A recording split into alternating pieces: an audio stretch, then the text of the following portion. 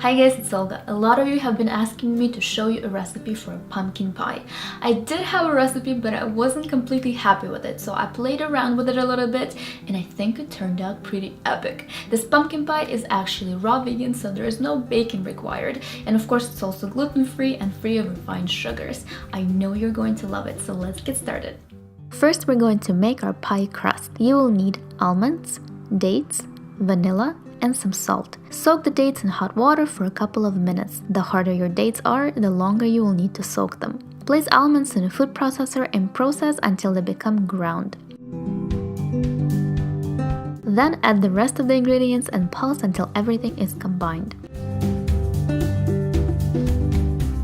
Depending on the consistency, sometimes I add a bit of water to help everything stick together better. When you're done, this is what your crust should look like. It should have a sticky texture. Get a pie pan. I'm using my old friend Springform pan here. And start pressing the crust into the bottom of the pan. Don't forget about the sides. I usually press the crust all the way to the top.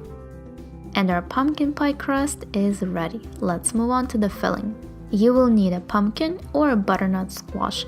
Personally, I prefer to use butternut squash for this recipe because it has milder flavor and it's also much easier to find in grocery stores. You will also need coconut milk, dates, maple syrup or another liquid sweetener of your choice, vanilla, and salt. For the spices, I'm going to add ground ginger, cinnamon, nutmeg, and turmeric. So I went ahead and cut my butternut squash into cubes. Then I'm going to use my food processor to shred it. Shredding is important because you do not want to break your blender later. Trust me. Next, I'm just combining all of the ingredients in my Vitamix blender.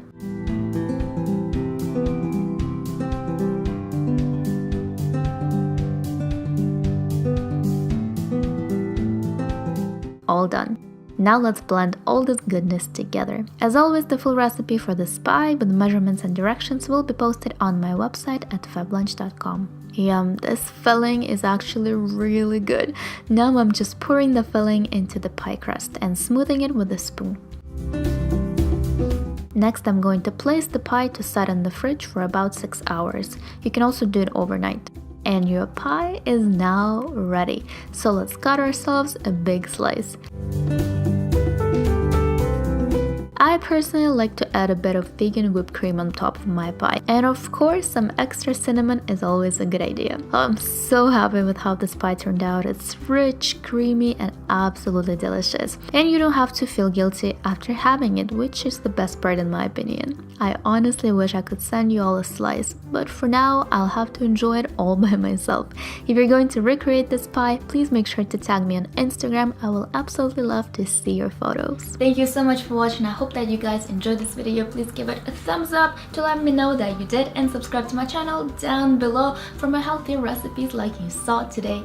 Again, all of the measurements and directions for this recipe will be posted on my website at feblunch.com. Do let me know in the comments if you have any other fall inspired recipes that you want me to show you. I will be very happy to film the video for that. I love you very much and I'll see you in my next video. Bye!